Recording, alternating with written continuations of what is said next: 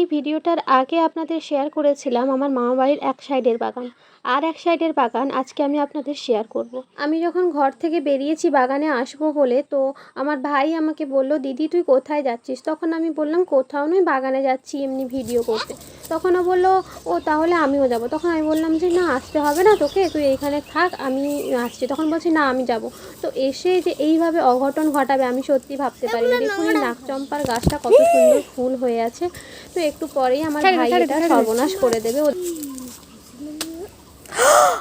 দিয়েছে ও গাছের ডালটাকে ভেঙে, এরপরে বলবে কিনা আমি ভেঙেছি এই ডালটা। কি করলু তুই? না গাছ ভাঙা ছাড়া কিছু কাজ নেই। দিদি রাখ, দিদি রাখ, দিদি। জানি না এই ডালটা যখন আমার দিদা বা আমার মামি দেখবে তখন আমার কি হবে। আর ও তো ছোট, ওকে তো কিছুই বলবে না। আর ওর মুখটা দেখুন কতটা নিষ্পাপ, যা বলার তো আমাকেই সবাই বলবে।